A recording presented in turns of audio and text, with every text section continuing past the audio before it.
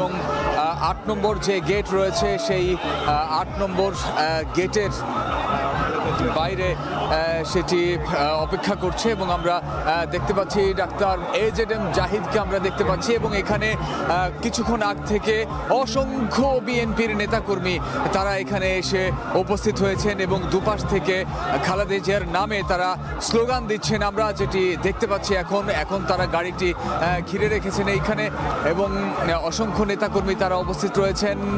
তারা যারা দীর্ঘ সময় ধরে এখানে অপেক্ষা করেনি তারা কিছুক্ষণ আগে এখানে এসেছেন এবং কোনোভাবেই কিন্তু আইন শৃঙ্খলা বাহিনীর সদস্যরা কোনোভাবেই এই যে বিএনপি নেতাকর্মীর ঢল এই ঢল কিন্তু থামাতে পারছেন না এবং তারা এখানে স্লোগান দিচ্ছেন। আমরা যদি দেখাই আপনাদের যে গাড়িবহরটি এখানে এসেছে সেই গাড়িবহরটিতেই থাকার কথা রয়েছে বেগম খালেদা জিয়ার, বিএনপি চেয়ারপারসন বেগম খালেদা জিয়ার এবং বিএনপি চেয়ারপারসন বেগম খালেদা জিয়ার গাড়িটির পেছনেই রয়েছে ডাক্তার AZM জাহিদ তার এবং সহ আরও যে সফরসঙ্গীরা রয়েছেন দু একজন তাদের গাড়ি, এছাড়া কিছু সফরসঙ্গী কিন্তু আগেই এখানে এসে তাদের ইমিগ্রেশন সম্পন্ন করেছেন আমরা যেটি জানতে পেরেছি।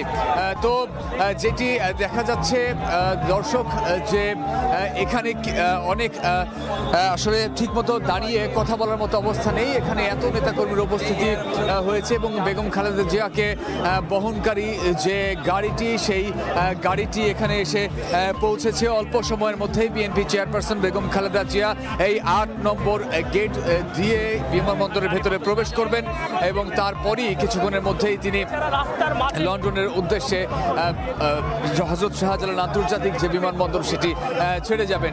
এইখানে আমরা এখন যেটি দেখতে পাচ্ছি যে প্রচণ্ড ভিড় যেমনটি ছিল ফিরোজার সামনে এখানকার অবস্থা ঠিক তেমন তৈরি হয়ে গেছে, অর্থাৎ ফিরোজা থেকে এই পর্যন্ত আসতে কিন্তু প্রায় ৩ ঘন্টার মতো সময় এখানে লেগেছে এবং এই সময়টা ধরে বেগম খালেদা জিয়া কিন্তু গাড়ির ভেতরে বসে আছেন।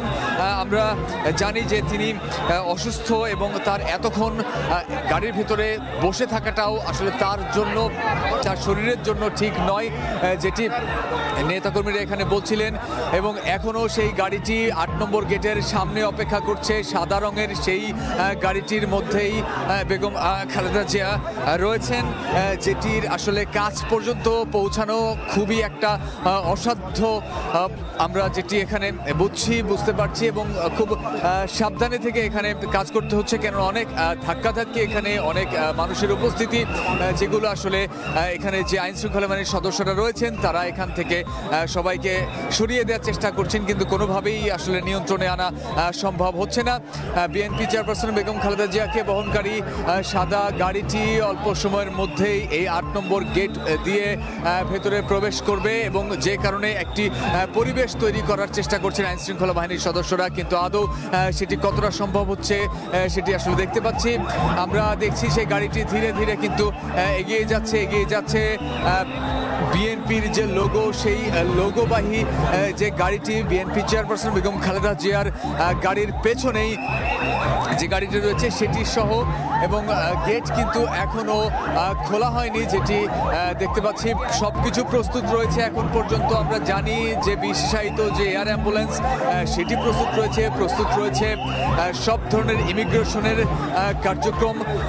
তো এখন শুধুমাত্র নিরবচ্ছিন্নভাবে ভেতরে প্রবেশ করতে পারলেই আর আসলে উড়াল দিতে বেশি সময় লাগবে না এখান থেকে, কেননা সবকিছু যেহেতু প্রস্তুত ছিল। কিন্তু এখানে এসে এই গেটের ভেতরে গেটটি আসলে খোলা হয়েছে আমরা যেটি দেখতে পাচ্ছি এবং সাদা গাড়িটি ধীরে ধীরে এই ৮ নম্বর গেট দিয়ে এয়ারপোর্টের ভেতরে প্রবেশ করছে, যে গাড়িতে রয়েছেন বিএনপি চেয়ারপারসন বেগম খালেদা জিয়া এবং আইন শৃঙ্খলা বাহিনীর সদস্যরা আমাদেরকে কিন্তু দূরে দাঁড়িয়ে থাকতে দিচ্ছেন। গাড়িটি কিন্তু প্রবেশ করেছে গেটের মধ্যে এবং এর মাধ্যমেই আসলে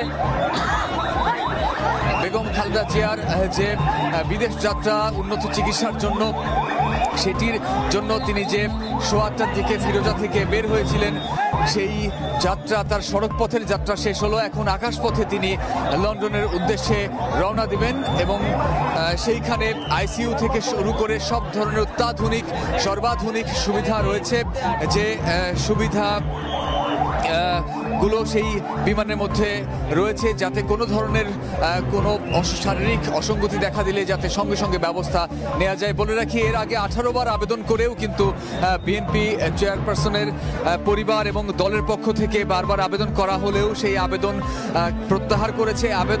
সেই আবেদন মেনে নেওয়া হয়নি। বিগত সরকার কিন্তু সেই আবেদন খারিজ করে দিয়েছেন, অর্থাৎ খালি হাতে আবেদনের পর ফিরতে হয়েছে। বিএনপি দল হিসেবে বিএনপি এবং খালেদা জিয়ার পরিবার থেকেও আবেদন করা হয়েছিল, সেই আবেদন নাকচ করে দেওয়া হয়েছে 18 বারের মতো।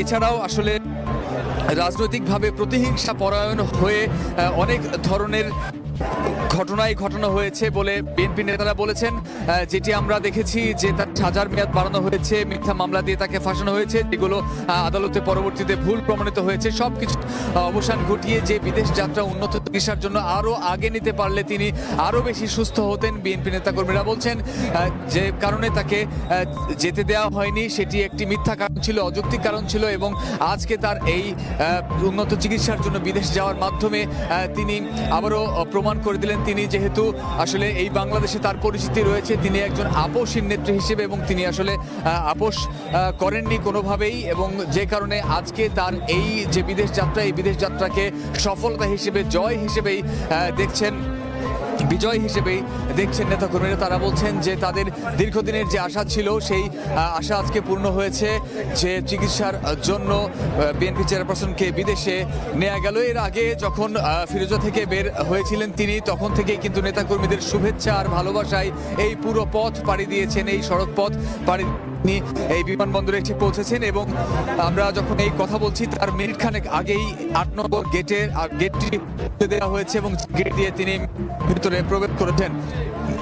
আমরা এখনো দেখতে পাচ্ছি এখানে অসংখ্য নেতাকর্মীদের উপস্থিতি রয়েছে, যে নেতাকর্মীরা তাকে শুভেচ্ছা জানিয়েছেন এবং তার সুস্থ হয়ে ফিরে প্রত্যাশা করেছেন, প্রার্থনা করছেন যে তিনি যেন সুস্থ হয়ে বাংলাদেশে ফিরে এসে পুনরায় ধরতে পারেন।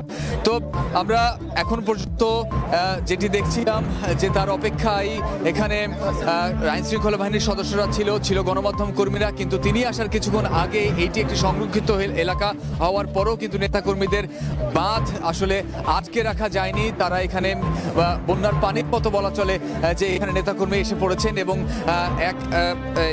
এবং মুহূর্তের ভিতরেই এখানে একটি অন্যরকম পরিস্থিতি তৈরি হয়ে যায়, যে পরিস্থিতি আইন শৃঙ্খলা বাহিনীর পক্ষেও সামাল দেওয়া খুব কষ্টসাধ্য ব্যাপার হয়ে যায়। তারপরই তিনি এখান থেকে প্রবেশ করেন এয়ারপোর্টের মধ্যে। এরপর তিনি মাঝখানে একটি যাত্রা বিরতি দেবেন, এবং সেই যাত্রা বিরতি হবে কাতারের রাজধানী দোহায়। সেখানে কাতারের আমিরের সঙ্গে সাক্ষাতের কথা রয়েছে তারপর তিনি লন্ডনে তার যে বড় ছেলে তারেক রহমানের সঙ্গে তার কথা হবে, দেখা হবে, এবং 7 বছর পর এই দেখা এবং কথা হবে মা ছেলের মধ্যে। তার সফরসঙ্গী হিসেবে রয়েছেন আরাফাত রহমান, শর্মিলার রহমান, সফরসঙ্গী হিসেবে রয়েছেন আরও 15 জন ব্যক্তিগত চিকিৎসক সহ রয়েছেন কাতারের আমিরের কাতার থেকে আসা 4 জন চিকিৎসক ও প্যারামেডিক, যারা সার্বক্ষণিকভাবে এই পুরো যাত্রাপথে বেগম খালেদা জিয়ার যে শারীরিক অবস্থা সেই শারীরিক অবস্থা পর্যবেক্ষণ করবেন। এবং তারা যেটি বলছেন যে বিএনপি চেয়ারপারসন বেগম খালেদা জিয়াকে এর আগেও নিয়ে যাওয়ার জন্য তারা চেষ্টা করেছিলেন, 5 আগস্টের পর মামলা থেকে অব্যাহতি পাওয়ার পর চেষ্টা করেছিলেন, কিন্তু শারীরিক অবস্থা কিছুটা খারাপ থাকায় তারা এই ঝুঁকিটা নেননি। কিন্তু এই আজকে তার শারীরিক অবস্থা বা ইদানিকালীন সময়ের ভেতরে তার শারীরিক অবস্থা কিছুটা স্টেবল থাকায়, কিছুটা স্থিতিশীল থাকায় তারা এই সিদ্ধান্ত নেন যে 7 জানুয়ারি তাকে উন্নত চিকিৎসার জন্য লন্ডন নেওয়া সম্ভব হবে। তো আমরা এখন দেখতে পাচ্ছি এখানে নেতাকর্মীরা অবস্থান এবং অনেকে গণমাধ্যমের সঙ্গে কথা বলছেন, যদিও এখানকার আনুষ্ঠানিক কার্যক্রম সবই সমাপ্ত বলা চলে। এখন শুধু বিমান উড্ডয়নের পালা, সব কিছু প্রস্তুত রয়েছে। এখন উড্ডয়ন করতে যতটা দেরি, ইমিগ্রেশনের সমস্ত কাজও কিন্তু গুছিয়ে রাখা হয়েছে, যাওয়া মাত্রই এখান থেকে তিনি রওনা দিতে পারবেন।